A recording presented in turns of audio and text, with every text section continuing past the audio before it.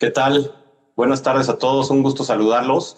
Estamos arrancando el día de hoy este encuentro Actinver de la mano del señor Enrique Covarrubias. Mi nombre es Diego Terratz. Vamos a platicar el día de hoy con ustedes en una sesión bastante entretenida. ¿Cuál es la dinámica de los mercados globales al momento de hoy en el entorno actual?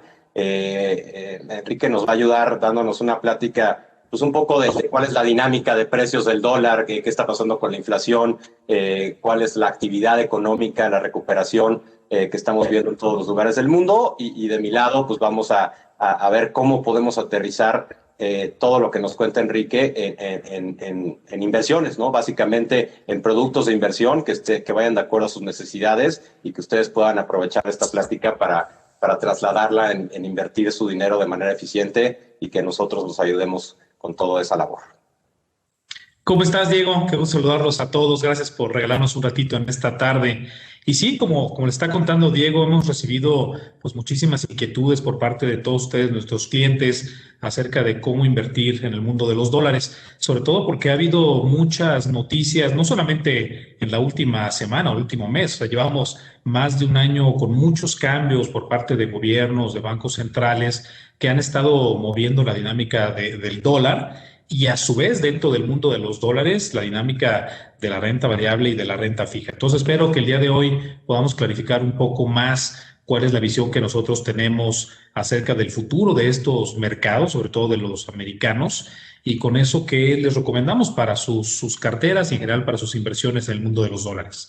Les voy a compartir una presentación. Espero que de manera visual sea un poco más sencillo transmitir estas ideas. Pero, por cierto, les recuerdo que tenemos abierto el chat. De hecho, creo que hay dos botoncitos que le pueden picar según su sistema. Puede ser el de chat o el de preguntas y respuestas. Y aquí en vivo, Diego y yo vamos a estar viendo lo que nos estén preguntando. Y sobre la marcha, pues vamos contestando algunos de estos temas. Y de todos modos va a haber, espero, suficiente tiempo al final para contestar muchas más. Y aún así, nunca hay suficiente tiempo porque además todos ustedes son distintos. Y seguramente la mejor manera de poder apoyarlos no es solamente a través de una plática como esta, sino que nos den la oportunidad de que su asesor se siente con ustedes para poder hacer una solución adecuada para ustedes. Bueno, yo creo que... Enrique, rapidísimo, nada más también aprovechar para saludar a todos nuestros amigos que nos acompañan hoy en nuestro podcast, ¿no? Para las personas que no tienen la oportunidad de acompañarnos en vivo, pues tenemos un podcast el cual les recomendamos muchísimo escuchar y aprovechamos también para mandarles saludos a todos ellos. Gracias, Diego. De acuerdo. Bueno, yo creo que en esta pandemia, una pandemia que comienza desde principios del año pasado, podemos detectar claramente tres periodos. Un primer periodo que dura por ahí de enero del año pasado. En enero ya conocíamos el virus, qué efectos estaba teniendo en Asia, comenzaba a permearse hacia el Medio Oriente y poco a poquito hacia Europa y hacia Estados Unidos. Y es un primer periodo que termina por ahí de agosto del 2020. Para mí el cambio fuerte que se vio en ese momento es cuando la Reserva Federal anuncia que su política monetaria se va a transformar hacia una política donde le va a dar mucho más peso a lo que realmente le importa a la economía, que es el desempleo, e ignorar el mandato principal que había tenido durante varias décadas, que es el de la inflación. Y a partir de ese momento comenzamos un nuevo periodo que yo creo que fue caracterizado tanto por los estímulos fiscales, principalmente de Estados Unidos, pero a nivel global se dieron muchos estímulos fiscales, y que concluye por ahí del anuncio del último estímulo fiscal, ahora sí ya con la presidencia de Joe Biden. En este periodo pues tuvimos claramente problemas electorales, ¿no? en Estados Unidos, que además aumentaron la volatilidad. Pero no solamente fueron los estímulos fiscales, sino también ya el comienzo de la distribución de las vacunas. Y me parece que desde hace cerca de 1 o 2 meses, es muy difícil en este momento detectar exactamente el punto de inflexión, pero sí me parece que en general después de este último estímulo fiscal ya estamos en una nueva etapa donde muchos de los activos financieros, sobre todo de renta variable, parecen muy adelantados, los rendimientos cada vez se ven menores en algunos sectores. Hay muchos muy interesantes, ahorita vamos a hablar de ellos, pero que en general ya comienza a verse un mercado cansado y que se van a premiar tal vez, en mi opinión, algunos activos un poco más seguros o de más altos dividendos. Tal vez el primero de estos periodos, yo lo llamaría un periodo de crecimiento, de momentum, que estuvo caracterizado por la gente quedándose en sus casas y que de manera muy natural pues los mercados estuvieron más atentos al desarrollo del precio de empresas relacionadas con tecnología y con salud. En el segundo periodo, de valor o de cíclicos, comienza ya genuinamente la economía a recuperarse, entonces las inversiones se voltean hacia activos cíclicos, valga la redundancia, activos que tienen que ver con energía, con bancos, con industriales, pero que también esos activos ya comienza a verse el final de este periodo y ahora más hacia los activos de mayores dividendos. Si uno voltea a ver los sectores que más fueron premiados y que en general los inversionistas globales prefirieron en cada uno de estos tres periodos, en este primer periodo de crecimiento, pues les recuerdo que fueron los de tecnología, los de salud e incluso los de biotecnología, ¿no? O sea, no solamente empresas desarrolladoras de vacunas, sino en general de toda la cadena de salud, así como las empresas de salud ya de distribución final. Lo que sí me llama mucho la atención es que en esta primera etapa, cuando la gente comenzamos a tener mucha incertidumbre acerca de la recuperación económica, comenzamos a ver una transformación en la economía, en el agregado, donde la gente comenzó a utilizar medios de comunicación distintos. O sea, por ejemplo, yo no conocía la plataforma Zoom antes de la pandemia y ahora parece que todos somos expertos en Zoom y en tantas otras plataformas. El comercio electrónico que se volvió genuinamente una de las principales fuentes de crecimiento en los mercados, ¿no? En valuaciones de empresas.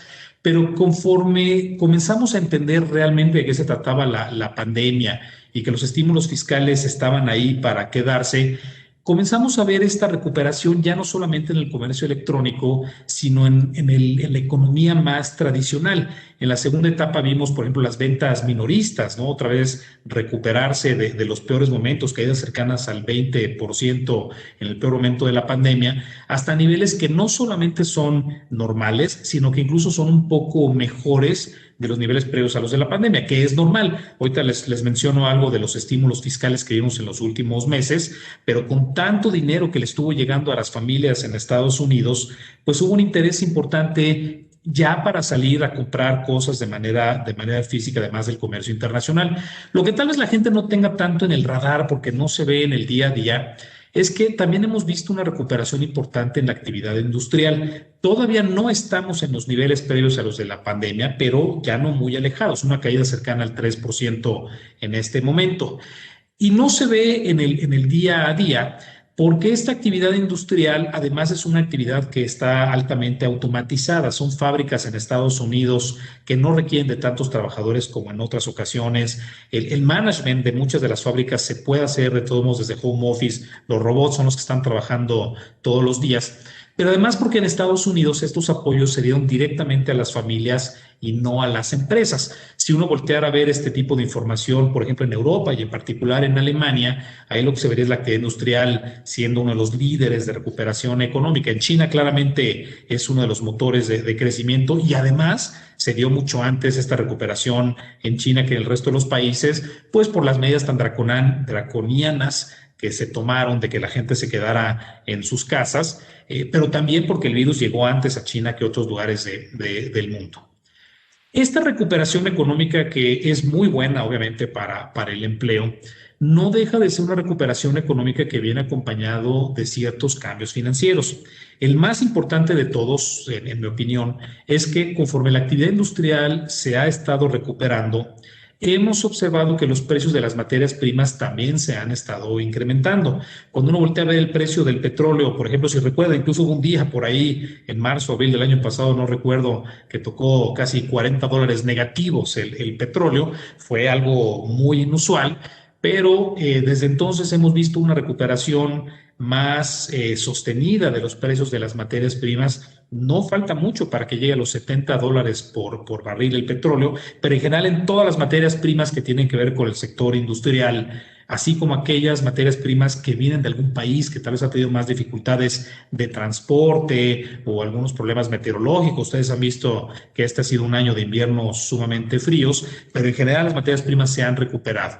¿Esto qué implica? Pues que los costos de producción van a aumentar, que el gasto de las familias, que en algunos países como en México tienen un componente elevado de combustibles o de gas LP o de gas natural, también se van a estar incrementando y con ello vamos a estar viendo inflación. Tal vez en este momento hablar de inflación ya parece demasiado tarde, ¿no? Ya todo el mundo tiene en el radar el concepto de inflación y que los bancos centrales van a estar preocupados en este ambiente, pero cuando uno veía los precios hace un año, incluso hace 6 meses, pues no parecía que fuera a ser un tema importante y sostenido hacia adelante. Cuando uno voltea a ver esta primera etapa, que les recuerdo que va por ahí de enero del año pasado hasta agosto, que la Reserva Federal da el cambio, pues vimos rendimientos muy atractivos en los sectores que ya les comenté. En directo, en tan solo 8 meses, algunos sectores como el de tecnología dio más de 30%, el sector salud pues no 30%, pero con rendimientos cercanos al 10% en directo, más o menos, pero con una expectativa de que el sector salud iba a ser uno de los de más éxito ya en la segunda etapa de esta pandemia, y el sector de biotecnología en general, también con rendimientos que hasta por ahí de agosto eran cercanos al 20%. Estos fueron los 3 grandes sectores y los 3 grandes temas que vimos hasta el año pasado. Pero con esta recuperación que les he estado comentando en Estados Unidos y de actividad industrial, ya no parecía hacer tanto sentido estos activos solamente. Vimos a los inversionistas acumulando posiciones en activos más cíclicos y de manera interesante la recuperación económica de Estados Unidos pues ha jalado la recuperación económica del resto del mundo. Vimos en algunos países como el Reino Unido caídas cercanas al 20% en directos. Imagínense, ¿no? El tamaño de esta pandemia en economías grandes y desarrolladas, pero lo vimos en Europa, lo vimos en Canadá, lo vimos en Japón, y esa recuperación que ya parece que se ha dado también vino acompañada en algunos lugares de economías emergentes como en México, como en Rusia, como en India, como en Brasil o como en China, por ejemplo. Cuando llega este cambio de la Reserva Federal en agosto del año pasado, ¿de qué se trató exactamente? La Reserva Federal le costó un poco de trabajo después de la crisis del 2008 tomar una decisión de si debía ser más explícito o no acerca de cómo manejar su política monetaria.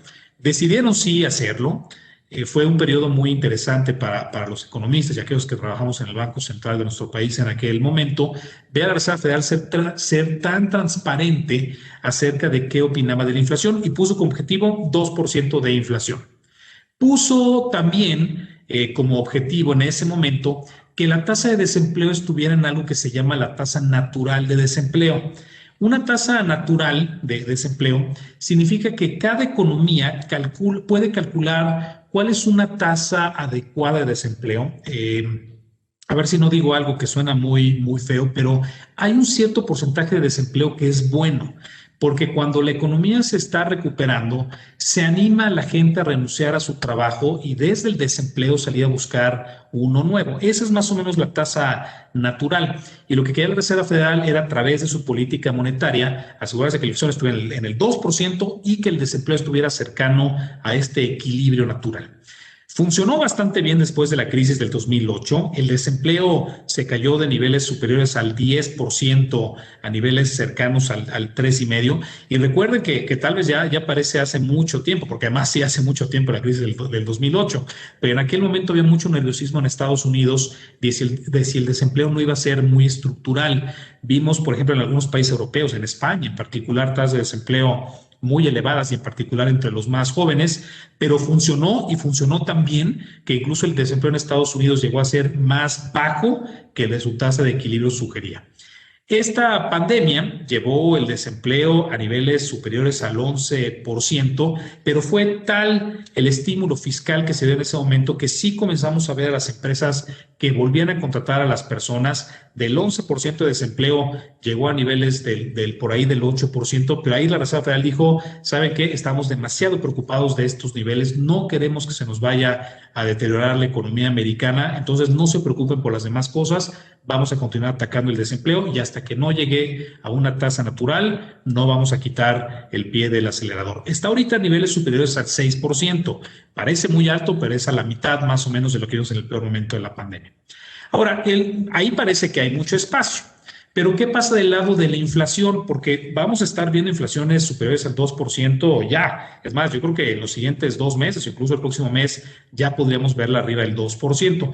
En parte porque hace un año, con el precio del petróleo tan bajo, les recuerdo que incluso en niveles negativos, por ahí un día desde marzo del año pasado, con una inflación al 2%, podría el mercado ponerse nervioso acerca de si la Reserva Federal incrementaría tasas. El cambio más importante y que no lo vayan a olvidar es que ahora es muy vago en qué significa un mandato de inflación, pero lo que quieren decir es algo así como un promedio móvil, un promedio de largo plazo, ahí es donde quieren que la inflación esté cercana al 2%. No sé qué significa un promedio móvil de largo plazo. Yo no sé si la Reserva Federal tenga en mente un promedio de 5 años, un promedio de 10 años, pero como son promedios de muy largo plazo, va a tomar mucho tiempo, muchos años, incluso con inflaciones superiores al 2% para que en el promedio llegue a esos niveles. Ahorita en los dos casos, tanto a 5 como a 10 años, son niveles cercanos al 1,5% de inflación. Es decir, no parece que vamos a ver en el largo plazo una inflación que le preocupe a la Reserva Federal. Y esto es crucial porque con la tasa al 0%, hoy en particular, no sé si alcanzaron a ver las noticias o tales de nuestros reportes al cierre de mercado, que habló Jerome Powell, el presidente de la Reserva Federal, el presidente de la Reserva Federal de Estados Unidos, para decir que en realidad que el mercado que no se preocupe, no van a incrementar las tasas de corto plazo. También es un juego de banqueros centrales, o sea que no le veo ningún caso a que si no las van a subir pronto, que desde ahorita comiencen a espantar el mercado. Entonces es un bluff que están haciendo, pero es un bluff que tal vez tenga algo de certeza y que no deben estar observando tasas en el largo plazo. ¿Qué puede cambiar esta dinámica? Pues lo primero es que el último de los estímulos fiscales ya llegó, ya comenzó incluso a distribuirse. Fueron 3 paquetes totales de estímulos fiscales. El primero, al principio de la pandemia, hace ya un año, por $3 billones, 3 trillions, ¿no? Le dicen a Estados Unidos que utilizan la escala corta de cada 3 ceros cambiar el nombre, aquí cada 6 ceros, pero fueron 3 billones, luego otro billón al inicio de este año, todavía Trump, si mal no recuerdo, es el que lo aprobó, y ahora ya con Biden el tercero, y parece el último, los estímulos fiscales, por un total de $6 billones. ¿Cómo se va a utilizar este dinero? Bueno, en los 3 casos se utilizó en primer lugar para mandarle dinero a las familias. En este último de los paquetes ya fueron un poquito más estrictos de no mandárselo a los más ricos. Tampoco es que solamente se lo manden a los más pobres, ¿no? Se cambió a que cualquier persona de menos de $80,000 pueda recibir este cheque. Antes era de arriba de 100,000, pero sigue siendo algo que le va a llegar a muchas familias en Estados Unidos. Y de manera crucial, se le va a aumentar el seguro de desempleo a las personas americanas por un periodo de tiempo importante, 8 semanas, si mal no recuerdo. Antes se le iba a aumentar $400 en el primero de los estímulos, en el segundo $300 y otra vez otros $300. Va a ser un problema en los siguientes años o siguientes trimestres incluso el nivel de endeudamiento de algunos países. Yo sé que Estados Unidos es un país que si alguien no va a tener problemas fiscales van a ser ellos porque tiene la capacidad de aumentar impuestos. De hecho, Biden lo va a hacer, pero además porque la deuda americana todo el mundo la va a seguir comprando. Pero si el resto de los países del mundo siguen el ejemplo de Estados Unidos, no todo el mundo va a estar en la misma situación y eventualmente me parece que sí vamos a estar viendo algunos temas por ahí. Con respecto al Producto Interno Bruto, algunos de los países que más van a aumentar su deuda en el 2021 respecto al año anterior son Estados Unidos y China, cercano al 6% de lo que vale su economía. La mayoría de las economías grandes, tanto desarrolladas como emergentes, entre un 0 y un 2%, y algunos pocos países como India, como nosotros en México, que en realidad no solamente no tuvimos mucho gasto el año pasado, sino que incluso este año vamos a tener un poco menos, pero que en realidad somos las excepciones. En realidad, el resto del mundo sí va a estar viendo todavía endeudamientos más elevados en lo que resta de este año. Otro aspecto que va a cambiar esta dinámica es la distribución de vacunas. Me ha sorprendido, ahorita te voy a preguntar, Diego, a ver tú qué opinas de esto, pero a mí me ha sorprendido la capacidad tan heterogénea que han tenido los países para la distribución. Algunos países relativamente chicos, como Seychelles o como Israel, lo han hecho rápido. Supongo que un país chico que además tiene un buen gobierno es fácil que lo haga.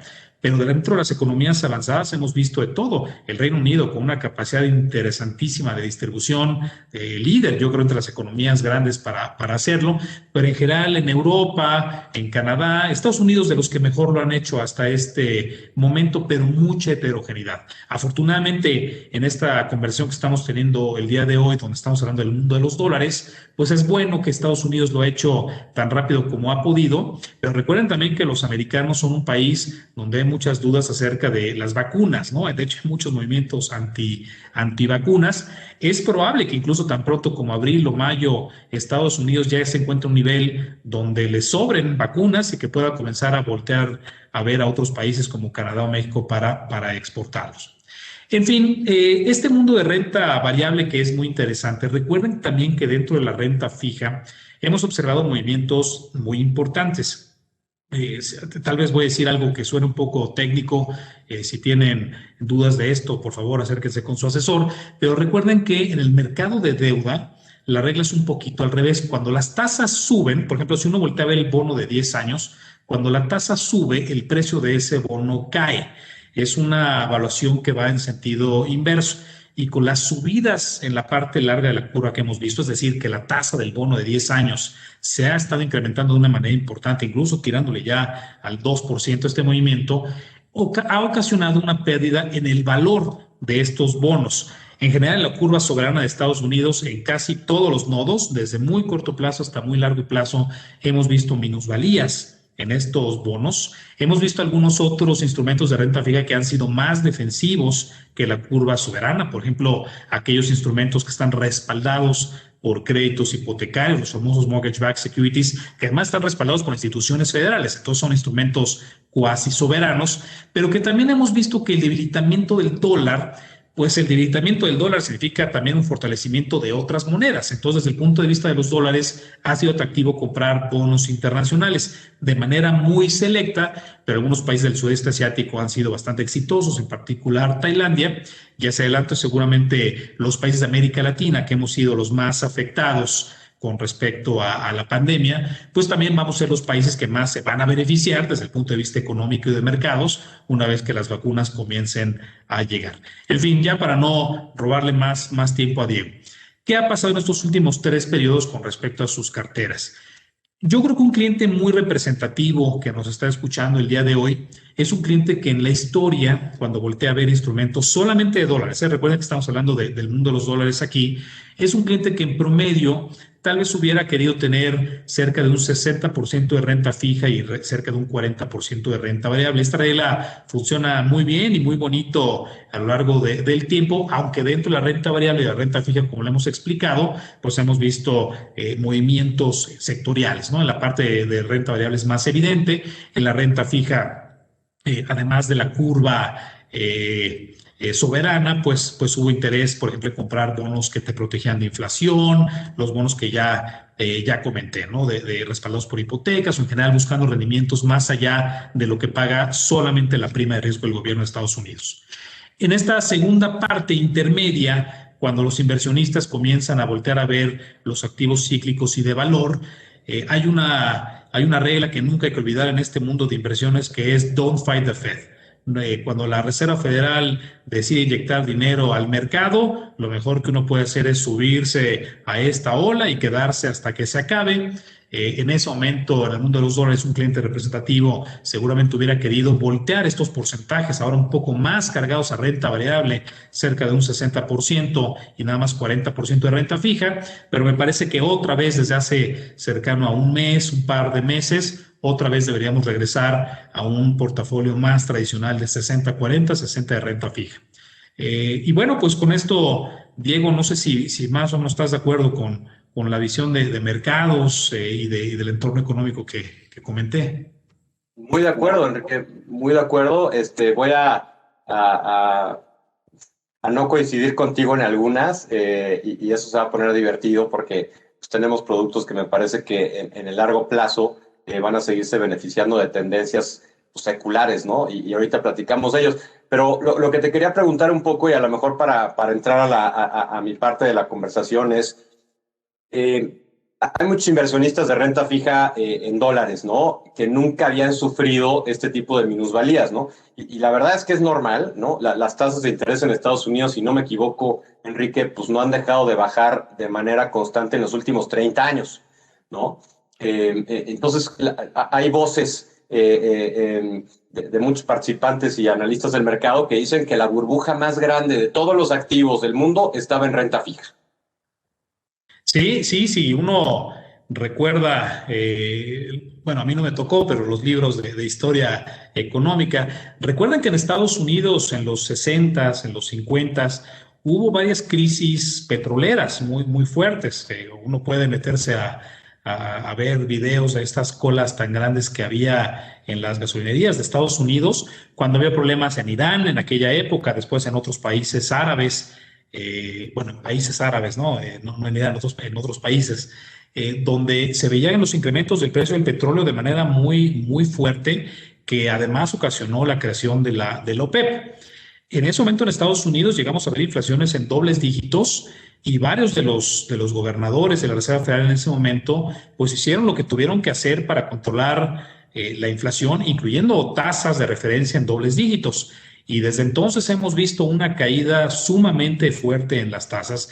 Llegamos a algo que parecía imposible en los libros de texto, que era ver la tasa de referencia al 0% en el 2008, y no solamente llegó al 2%, al 0%, sino que los bancos centrales se convirtieron en administradores de riesgos con todo tipo de herramientas. Se dedicaron a imprimir dinero, le tocan la puerta a los bancos para comprar activos. La tasa implícita, la que de verdad uno ve en el mercado, llega a ser negativa, y hemos visto en muchos lugares, tanto en la crisis del 2008 como en los momentos actuales, cosas que parecen absurdas, créditos hipotecarios en Dinamarca, por ejemplo, tasas negativas. Y sí, o sea, lo que suena, literalmente uno puede comprar una casa y acabar pagando menos, que luego te acabe pagando por esa tasa, porque como no hay lugares para obtener rendimientos, buscan una venta cruzada, un seguro o algún otro producto.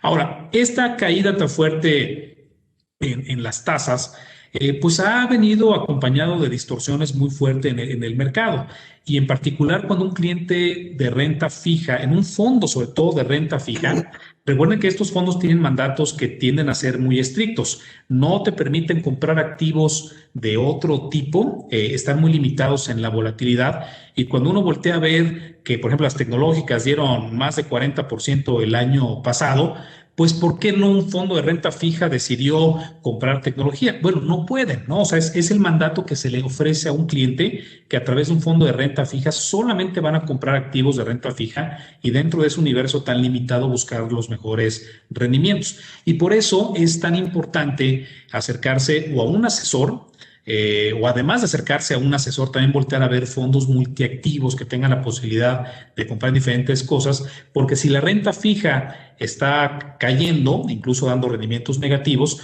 pues uno puede voltear a ver otro tipo de inversiones. Y de hecho de eso se trata la política monetaria, que cuando las tasas estén tan bajas, un cliente que busque rendimientos, pues que se anime a buscar rendimientos en otros lugares. Y por eso hemos visto tanto interés en renta variable en todos los sectores, así como en inversiones alternativas.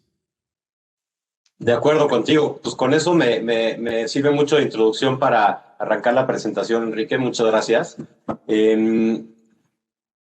Vamos a compartir con ustedes un poquito de lo que nosotros estamos viendo en el mercado de valores, tanto de renta fija como de renta variable, y cómo nos estamos adaptando a esta situación, ¿no? Como bien lo platicamos, venimos de pues, una serie de factores y una serie de crisis donde los bancos centrales, como bien les comentó Enrique, han reaccionado con estímulos de todo tipo, ¿no? Monetarios, fiscales, primero directamente a negocios y a sectores diferenciados, y luego hoy estamos en el final donde básicamente los apoyos van directo a la mano de los usuarios, ¿no? De nosotros, no nosotros precisamente, pero de los ciudadanos de estos países, ¿no? Lo cual es muy interesante, es un ejercicio nuevo que estamos entendiendo, ¿no? El uso de esos recursos que hoy está inyectando los bancos centrales.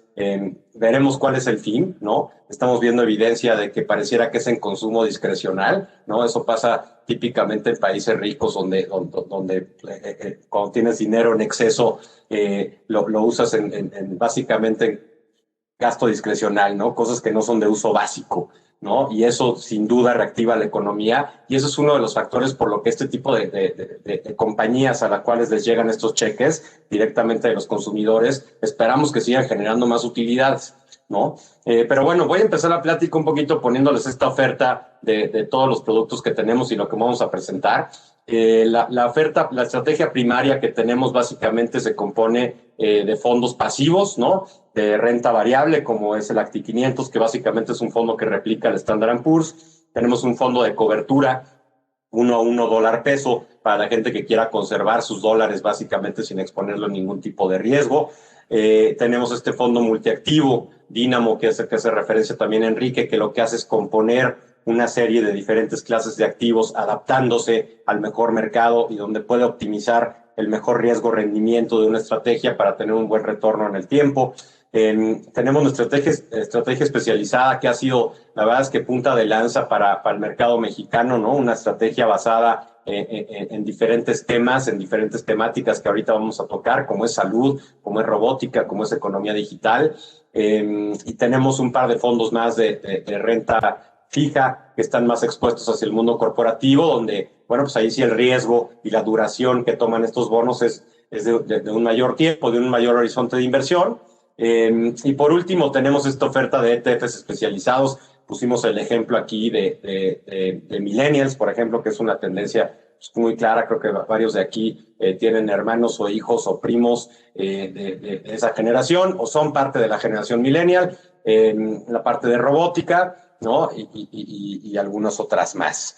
En Actinver, bueno, pues nos hemos dedicado a tener una oferta pues, que cumpla, como bien saben, con las necesidades de nuestros clientes, ¿no? Y sabemos que muchas de esas necesidades no necesariamente están en pesos, ¿no? Y la plática de hoy se aboca a platicar tema de inversiones en dólares. Pues platicando de la deuda en dólares, otra vez, nuestros fondos más básicos son fondos de cobertura. Tenemos un fondo denominado Total, que es un fondo de cobertura con algo un poquito más de duración, de tasa flotante americana. No sientes estos shocks de las subidas de tasa de interés porque el 70% está compuesto en tasa flotante, que quiere decir que es mucho más adaptativa a las tasas fijas, donde hemos sentido la subida de las tasas que la mayoría de los participantes no había visto antes, ¿no? Y eso de estar perdiendo dinero en renta fija es difícil de entender, ¿no? Y más por lo que platicábamos de 30 años básicamente de una curva de tasas de interés a la baja, o donde se venía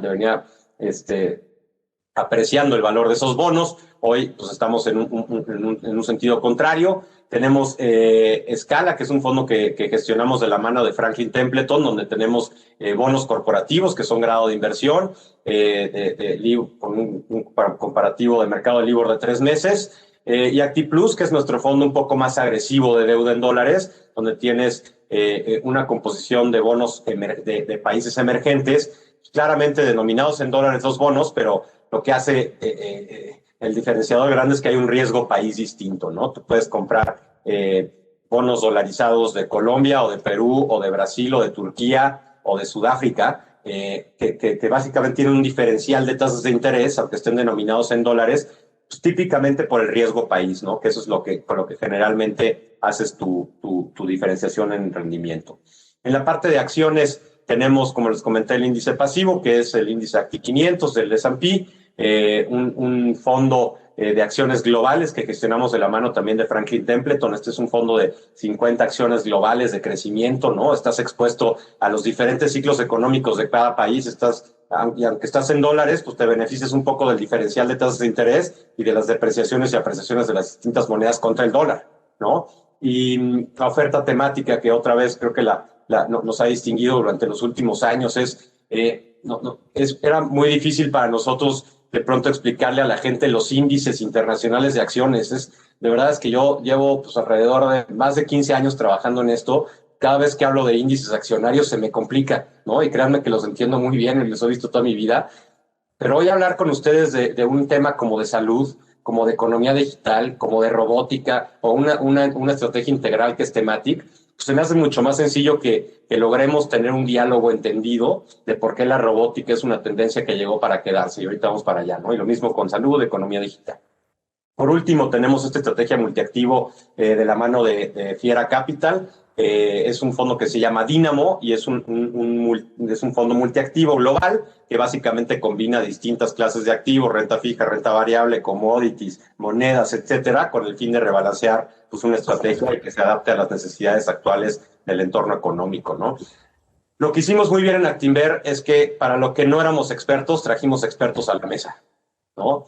Nosotros, nuestro ADN, como ustedes bien saben, es el mercado local, ¿no? Somos expertos y somos profesionales distinguidos del mercado local. Sin embargo, pues este mundo global lo tienes que hacer de la mano de expertos, ¿no? Y por eso trajimos a la mesa a estos 4 administradores terceros que son,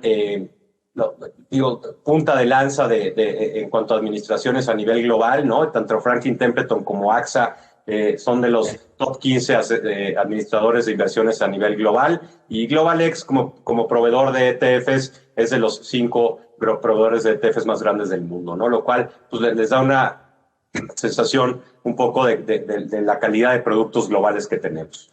Me voy a arrancar rápido con la diferenciación entre estos 3 fondos que les platicaba, Acticov, Actotal y Actiplus. Básicamente en Acticov lo que quieres es conservar tu patrimonio, ¿no? Es cubrir tus dólares uno a uno.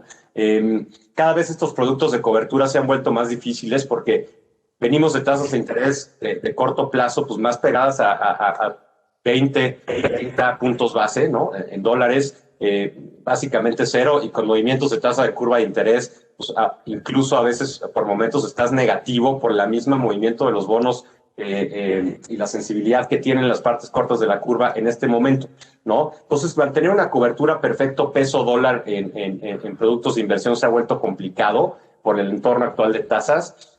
Acticov trata de replicar básicamente este comportamiento donde vas a guardar tus dólares y deberías de en algún momento que los quieras retirar, sacar los mismos dólares, a menos que en el Inter haya habido algún movimiento de tasas de interés, como lo platicamos aquí, más los cobros de las comisiones que todo el mundo los tienes. Si tienes una chequera en dólares en Estados Unidos, te cobran un manejo de la cuenta en cheques, ¿no? Hay un cobro de la administración, entonces tus dólares no permanecen al mismo tiempo, pero básicamente es la manera más sencilla de mantener tus dólares cubiertos, no digo tus pesos cubiertos a dólares, siempre y cuando no los quieras tener en el colchón, que es algo que nunca hemos recomendado, ¿no? Por otro lado, en Actotal, como les decía, tenemos un poco más de inversión en la parte, un poquito más de duración, ¿no? Como se le denomina, o sea que estamos invertidos no en los plazos más cortos, sino en plazos pues denominados de más horizonte de inversión, ¿no? Arriba de 1 año, hasta 5 años, en fin. Y esto lo que hace es que logra que podamos conseguir pues, mejor rendimiento, ¿no? Si la tasa, típicamente las curvas están así, o así, o así, como están ahorita. Entonces, a mayor plazo, pues mayor rendimiento, y lo que hacemos es tomamos más plazo para entregar mayor rendimiento y seguir manteniendo estos dólares con ustedes, ¿no? Pero, por ejemplo, pues, la tasa otra vez del Treasury hace 1 año, pues estaba cerca de 60, 70 puntos base. Hoy estamos en 1.60, ¿no? Ha habido, pues claramente una pérdida de valor de esos bonos. Sin embargo, pues cuando piensas en invertir en dólares, ya no tienes que invertir a cero, ¿no? Ya hoy puedes invertir en 10 años a una tasa, una módica, pero pues una tasa existente de 1.60, lo cual hace pues un poco más interesante estar invertido en dólares, ¿no? Era muy complicado nosotros recomendar a los clientes, oye, en renta fija, ¿por qué quieres estar invertido en dólares? No, es que quiero mantener, o sea, hay riesgo idiosincrático en México y tengo miedo de una devaluación. Ok, de acuerdo, si lo tienes por ese motivo, pues manténlos en un producto de cobertura. Sin embargo, pues estar invertido en tasa cero no es algo que recomendaríamos y que hemos recomendado nunca, ¿no? Y por eso tratábamos de componer estas estrategias pues, más multiactivo y de renta variable a las que vamos a ir, ¿no? Y por último tenemos en ActiPlus nuestro fondo más agresivo denominado de deuda en dólares, y aquí vas a encontrarte un portafolio corporativo básicamente invertido en bonos de países emergentes. hoy estamos en una estrategia pues, mucho más invertidos en América Latina, ¿no? Ahí es donde encontramos rendimientos más interesantes para exponernos en la parte de dólares, bueno, denominados en dólares en distintos países. Y traigo, por ejemplo, aquí pues, los rendimientos durante 2020, ¿no? En dólares, como les comentaba, pues un poco con la comisión y con la subida de tasas de interés, pues el fondo de cobertura perdió 1.30%, ¿no? En dólares otra vez, en pesos eso fue alrededor de 4% en pesos, pero bueno, estamos hablando de dólares. En Actotal igual estuvimos 1% por debajo, ¿no? Difícil con las tasas de interés tan bajo mantener un rendimiento positivo, otra vez con una comisión, con un cobro de administración típico de cualquier instrumento, ¿no? Pero en ActiPlus, por ejemplo, pues logramos tener un rendimiento pues muy interesante en 2020 de 6.7% en dólares durante el año pasado, ¿no? Lo cual es bastante atractivo. Hoy, con el movimiento de tasas de interés, claramente los países emergentes son los que más han sufrido, ¿no? Las tasas en México también han sufrido, las tasas en dólares de corporativos mexicanos han sufrido, ¿no? Entonces, por lo tanto, es un momento interesante para exponerse en el caso que ustedes sean inversionistas de renta fija, ¿no? Las tasas ya se subieron de manera violenta y rápida, ¿no? Que creo que eso es lo que más lastima. No sé si estás de acuerdo, Enrique, pero si de aquí nos vamos al 2%, pero pues nos vamos por las escaleras. La verdad es que el mercado tiene esa capacidad de adaptarse muy rápidamente y de absorber los shocks, pero lo que le asusta al mercado es cuando te vas del 1.60 al 2 en una semana, ¿no? Esa violencia es la que le asusta a los mercados. Oye, Diego, aprovechando, te puedo hacer un par de preguntas de una vez que creo encajan aquí, que estoy viendo en el chat. Por favor. Nos pregunta Gabriel, por ejemplo, dice, voy a parafrasear muchas de las preguntas, pero nos pregunta si alguien quiere invertir en renta fija americana, pero no quiere tener mucho riesgo de plazos, de duración. ¿Cuál de los tres fondos es el de plazo más cortito? Mira, sin duda el más cortito de todos es Actico, ¿no? Pero para mí el ejemplo más fácil es, veamos el rendimiento de los últimos 2 años, ¿no? Quisiste mantener tus dólares. Tú quisiste comprar dólares y sacar dólares. Básicamente el rendimiento de 2019 y 2020 es 0, ¿no? Lo cual cumplió con la premisa de conservar tus dólares. Y mismo caso para Actotal, ¿no? Que es un fondo que también tiene una duración corta. Sin embargo, pues está invertido pues, en instrumentos denominados flotantes, ¿no? Tienes algo más de sensibilidad a la curva, pero tienes una eficiencia también en ETFs que estamos haciendo de la parte fiscal. Entonces, si ves, pues conservar los dólares sin exponerte mucho a duración, me parece que Actotal es un muy buen vehículo. En los últimos 2 años hubieras tenido un rendimiento de 0.60 en dólares, ¿no? Lo que es más que haber conservado tus dólares. Sí, gracias, Diego. Y también hay una pregunta aquí de Alejandro. Un poco hablando con todo lo que está pasando en Estados Unidos, de la Fed, que ha causado volatilidad. Si quiere alguien invertir del otro lado, ahora en renta fija, pero de países emergentes, ¿cuál es el fondo que recomendarías? Ahí sin duda es ActiPlus, ¿no? ActiPlus es nuestro fondo que invierte en deuda dolarizada, pero denominada en países emergentes, ¿no? Denominada en dólares, pero de origen de países emergentes. Y es básicamente si compras, no sé, si alguien compra Pemex en Estados Unidos, ¿no? Déjame poner ese ejemplo. O si compras, nosotros en este fondo, por ejemplo, compramos Petrobras en dólares, ¿no? O Ecopetrol en dólares. Entonces es jugar con ese diferencial de riesgo país, y es lo que te hace tener este diferenciador de pues, lograr un 6-7% en dólares invirtiendo en deuda. De acuerdo, gracias, Diego. Al contrario.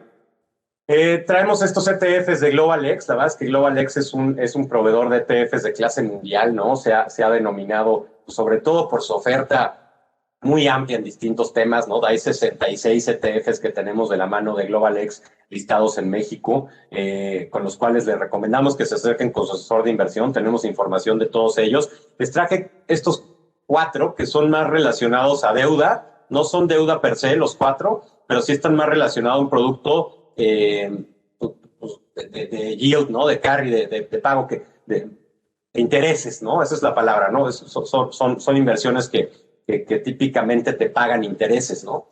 Entonces tenemos este ETF que es de acciones preferentes. Estos índices pues son otra vez estos índices de acciones, ¿no? Pero acciones preferentes. ¿Qué hacen las acciones preferentes? Te reparten un cupón, ¿no? Te reparten un dividendo.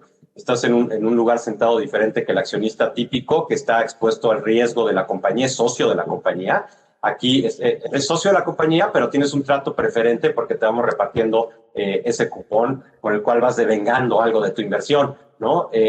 Tenemos este de TFLT y TFIB, que son de ingreso, ¿no? Están denominados de ingreso, y el primero es un retorno en el exceso de la tasa de 10 años más 2%, y el otro tiene un rendimiento objetivo de 5% en dólares, ¿no? Es básicamente deuda preferente en mercados emergentes, igual con un pago denominado, ¿no?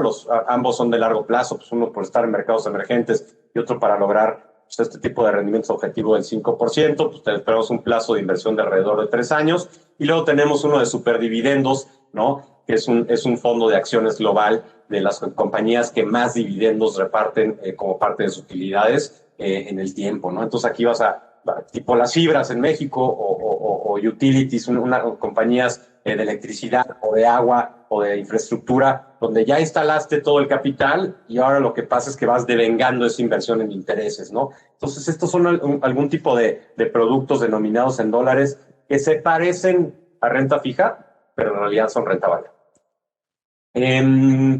Con Franklin Templeton tenemos esta oferta interesante de escala. Es también un símil un poquito a Total, como ahorita que lo mencionabas, Enrique. Escala es un fondo de bonos corporativos, ¿no? A diferencia de Total, que invierte en bonos de tasa flotante gubernamentales. Escala invierte en bonos corporativos AAA, ¿no? De la mano de administradores terceros.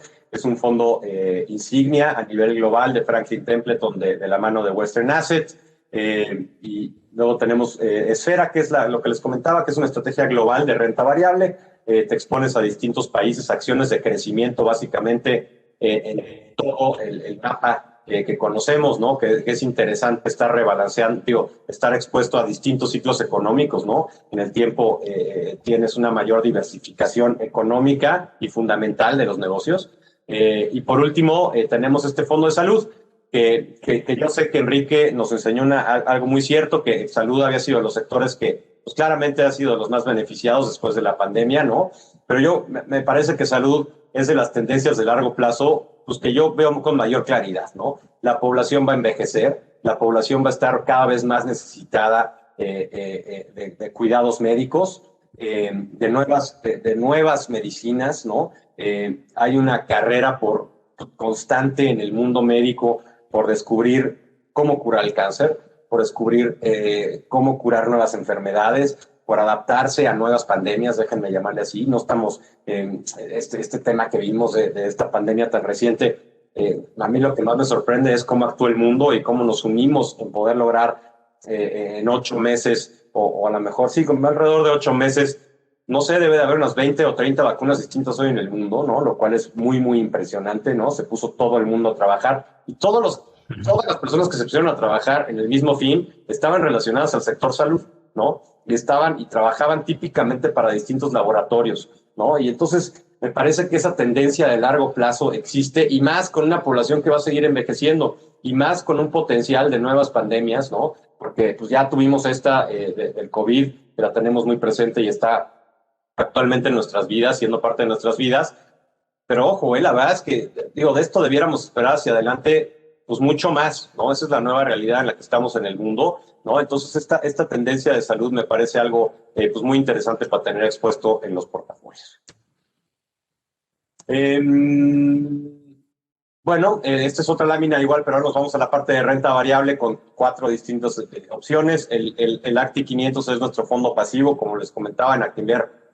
Nuestra expertise en el mercado local. Replicamos el índice del Standard & Poor's para que pudieran nuestros clientes beneficiarse de básicamente estar expuesto al índice más completo y más atractivo para los inversionistas a nivel global. Es el índice insignia del mercado de capitales a nivel mundial, ¿no? Entonces tenemos justamente una réplica de este índice en un fondo de inversión. Acti 500 es un fondo pasivo, ¿no? Esperen que su rendimiento aquí sea exactamente igual al del Standard & Poor's.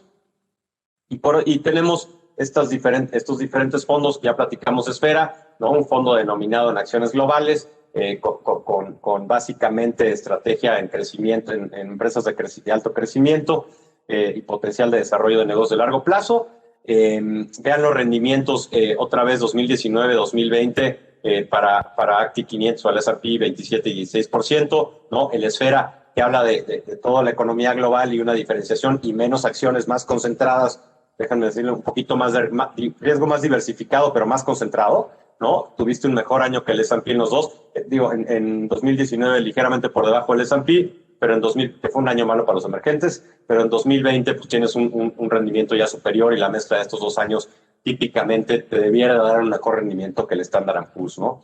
Por otro lado, salud, ya lo platicamos, y robótica, que es un fondo que manejamos de la mano con AXA, ¿no? Este es un fondo otra vez de una tendencia impresionante de largo plazo, que es la automatización, ¿no? Cuando Enrique hablaba de que la economía global se detuvo, pero había robots trabajando, esa es nuestra realidad actual, ¿no? Yo me acuerdo que hace muchos años platicábamos de la automatización y qué vamos a hacer cuando los robots hagan lo que los humanos, pues eso ya lo hacen hoy, ¿no? Y la humanidad aquí sigue y la humanidad se sigue adaptando a las nuevas necesidades que los robots a lo mejor hoy no cubren, pero antes veías las armadoras, sobre todo en Asia, y todas estaban llenas de humanos, y yo tuve la oportunidad de estar en varias armadoras hace 2 años en China y en Japón, y de verdad es que es impresionante ver la cantidad de robots que hoy arman todo tipo de cosas, ¿no? Y eso te habla un poco de que hacia adelante, ¿por qué regresarías a la ineficiencia de los humanos poniendo un espejo, otro espejo, o un parabrisas, un faro, ¿no? Cuando hoy un robot lo puede hacer, el robot trabaja 24 horas y no tiene un líder sindical, y no te exige, prestaciones, etcétera, etcétera, ¿no? Ese es un poquito el mundo en el que estamos hoy. Hemos reemplazado trabajo humano por trabajo de robots, ¿no? Y esa tendencia va a seguir hacia adelante, ¿no? La verdad es que hoy la vemos muy, muy, muy clavada en Asia, ¿no? Países manufactureros, pero México, que es un país altamente manufacturero, empieza ya a hacer este reemplazo de humanos por robots, ¿no? Y me parece que esa tendencia la vamos a continuar viendo. Cuando piensas en coches eléctricos y dices, ¿cómo le harán para que el coche eléctrico se maneje? O la autonomía de los coches, perdón, los coches que se manejan solos, pues atrás hay un robot, ¿no? Hay un robot pensando y hay un robot que sabe calibrar perfectamente lo que harías tú cuando tienes que frenar, cuando en la escuela, cuando tienes que bajar la velocidad.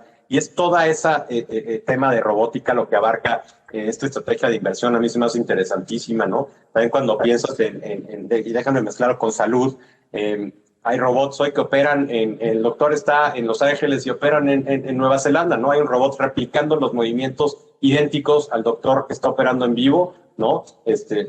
Da Vinci, se llama. Entonces, toda esta parte de robots, pues no es que yo se las tenga que explicar y que si es el futuro, es el presente, ¿no? No es el futuro, la robótica es el presente, ¿no? Y cada vez hay más empresas adoptando esta automatización para sus compañías, por lo cual creemos que pues esta tendencia se va a seguir beneficiando de mejores utilidades.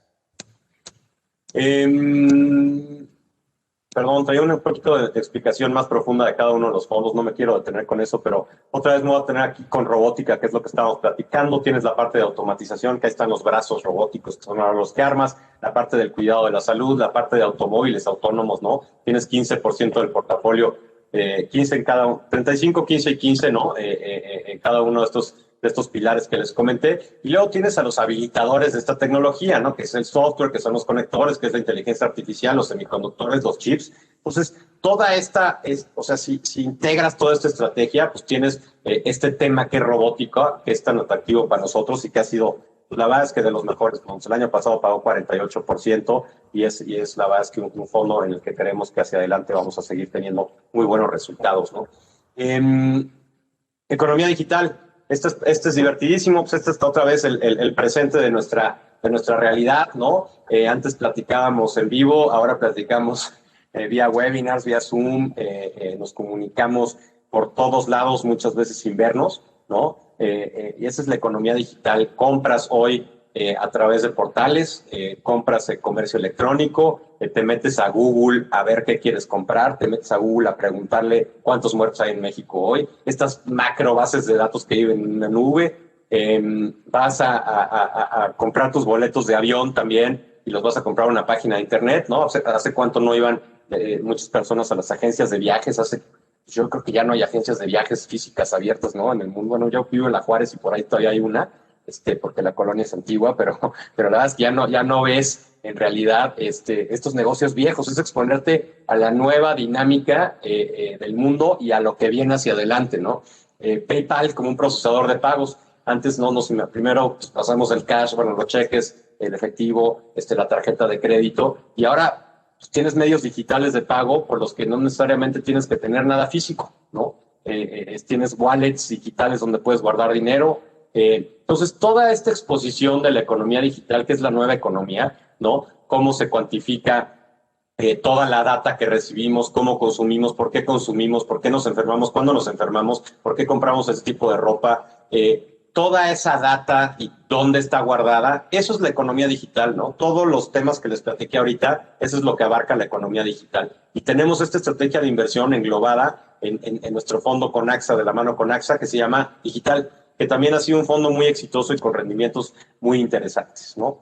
Me voy a ir a la parte de los ETFs también para no ya estoy acabando el tiempo. Los ETFs en realidad 65, 67 estrategias distintas, ¿no? Aquí vas a encontrar economías limpias, millennials, ciberseguridad, robótica, litio, en fin, ¿no? Todos los temas que te imagines que eran antes muy difícil de explicar vía índices, los vas a encontrar de la mano de esta asociación que tenemos con GlobalX, que es un proveedor de ETFs, otra vez, ¿no? De máxima calidad, ¿no? Que tiene este enfoque en diferentes estrategias de largo plazo. Y por último, Fiera, que es un fondo multiactivo de la mano de nuestros, Dynamo, de la mano de nuestros amigos de Fiera. Es un fondo canadiense, ¿no? Multiactivo que mezcla pues, distintas estrategias, distintas clases de activo. A veces estás pues, más orientado a renta variable. Por ejemplo, vean aquí, puedes estar en cash entre 0,5 y 25, en renta fija entre 0,35 y 70, entre equity, capital, la presión de capital, en fin, ¿no? El retorno neto de este fondo, no esperen que se comporte como un fondo de bolsa, no es un fondo de bolsa, no es un fondo de bull market o de mercado alcista, es un fondo que básicamente trata de proteger capital y exponerte a las mejores oportunidades ajustadas a riesgo, ¿no? 2020 no fue un año fácil para la estrategia del fondo, ya que pues, empezamos el año con una corrección muy complicada. El fondo se protegió de capital, sin embargo, la recuperación no se expuso de la manera más agresiva a la recuperación y fue un año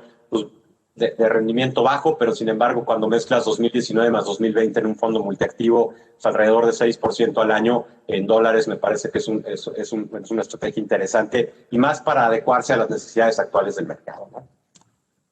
Es básicamente lo que traía Enrique, ¿no? Este complemento de renta fija, ¿no? Cómo entender la renta fija, de menor riesgo a mayor riesgo. Quiero conservar mis dólares, quiero exponerlos en mayor riesgo. Y luego toda la oferta temática que tenemos en exclusiva en Actinver, que ha resultado ser una oferta, pues de verdad es que muy benéfica para nuestros portafolios de inversión. Estamos convencidos que son tendencias de largo plazo. Hay que entender que la mezcla de estas tendencias es muy importante, ¿no? Tenemos este fondo también Thematic, que lo que hace es que es una estrategia integral de los distintos temas, va rebalanceando de la mano de GlobalX, con los ETFs, va rebalanceándose en los distintos temas de inversión, ¿no? Para que ustedes no digan, oye, ¿cuándo me salgo de salud? ¿Y cuándo entro a digital? ¿Y cuándo me meto a robótica? ¿No? Lo que hace es que básicamente tiene un equipo de expertos de inversión haciendo ese trabajo por ustedes. Entonces, les recomendamos que se acerquen a su asesor como siempre, que de verdad es que las estrategias y los fondos que tenemos denominados aquí son estrategias que nos confiamos que en el largo plazo deben de funcionar muy bien para sus portafolios. Hoy ya se los platicó Enrique, ¿no? Me parece que muchas de los activos de riesgo se han adelantado, ¿no? No estamos sugiriendo estar completamente invertidos en los activos de riesgo, ¿no? Al contrario, hemos tomado algo de precaución, hemos reducido la exposición a activos de riesgo. Sin embargo, pues me parece que en un portafolio balanceado, pues por lo menos debieran de mantener ese 40% de exposición a renta variable diversificada en nuestros fondos que les tuvimos oportunidad de presentarles hoy. Pues muchas gracias. A lo mejor podemos, si les parece, 2 minutitos más de preguntas, algo así, para cerrar algunas. Oye, preguntan varios si para los fondos en dólares hay un mínimo para poder invertir en ellos. No, sé que en algún momento tuvimos ese diferenciador un poco para hacer fondos de la oferta primaria y la oferta secundaria y diferenciarlos con monto mínimo. Hoy no es así. La verdad es que yo soy un fiel creyente de que los vehículos de inversión y los fondos son democráticos, ¿no? Justamente para eso nacieron, para que cualquier persona pudiera invertir como si fuera un inversionista sofisticado o un inversionista institucional. Entonces, hoy la respuesta es no. Cualquiera de nuestros fondos no tienen un fondo mínimo y pueden invertir en ellos.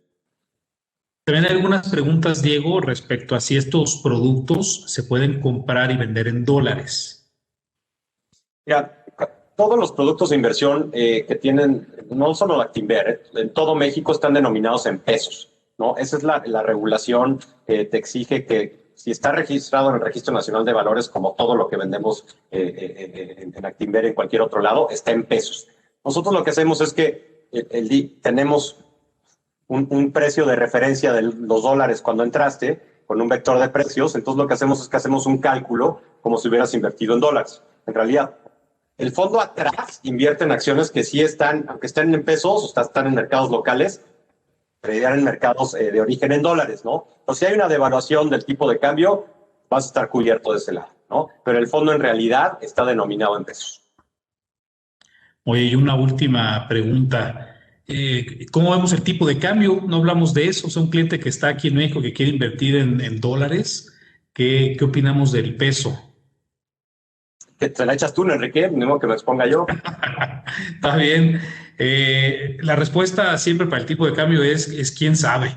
Pero quién sabe no porque no hagamos un análisis, sino porque recuerden que mientras más bajas estén las tasas en México, la tasa del Banco Central, pues más atractivo es para un inversionista global entrar y salir de nuestro país buscando rendimientos en otros lados. Sí tenemos en este momento una tasa real, una tasa por arriba de la inflación, que es muy atractiva y es de las más atractivas a nivel global.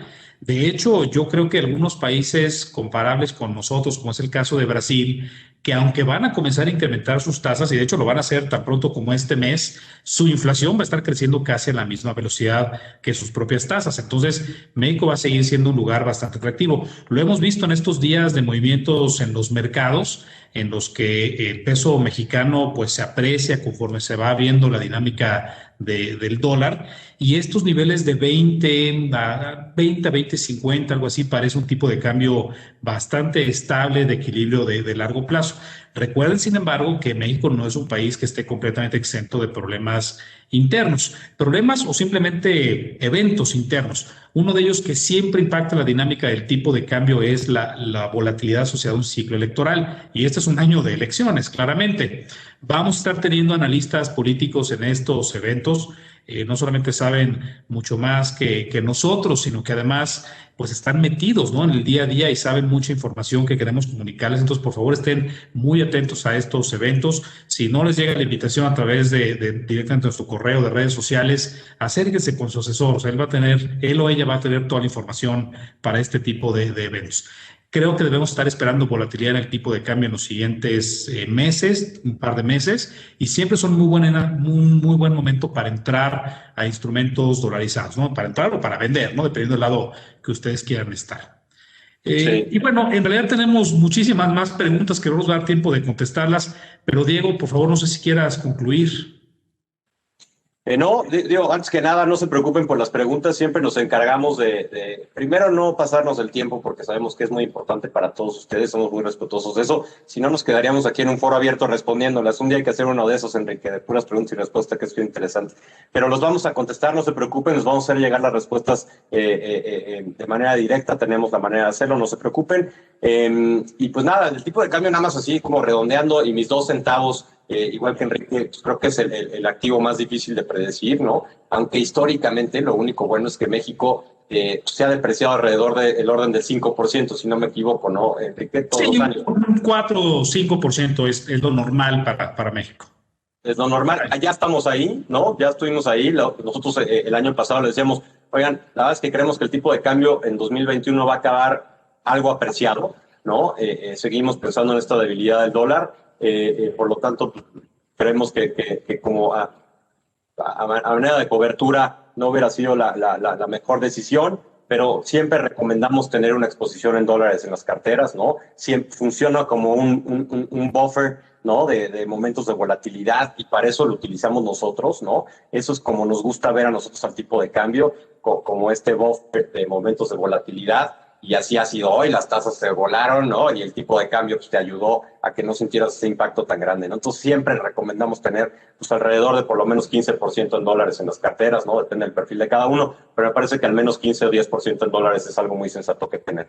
Y de mi parte agradecerles, ¿no? El tiempo, nos pasamos un poquito, creo que lo disfrutamos mucho Enrique y yo, nos gusta mucho estar con ustedes, acérquense a su asesor, va a ser un año lleno de retos, lleno de oportunidades, en el mercado de internacional me parece que las oportunidades van a ser muy grandes. Hace mucho que no tenemos un mercado volátil en ese lado, ¿no? Hemos visto mercados muy estables, y nosotros la verdad es que la volatilidad la vemos siempre como una oportunidad, ¿no? Y entonces acérquense con su asesor, vamos a estar muy activos mandándoles nuestros puntos de vista, pero me parece que va a ser un año lleno de retos, donde hay que estar aprovechando estas ventajas de la mano de nosotros que les podamos asesorar pues, para mantener sus inversiones de la mejor manera. Muchas gracias, Diego. Muchas gracias a todos. Hasta Bien, pronto. gracias por el tiempo. Hasta luego, que estén muy bien.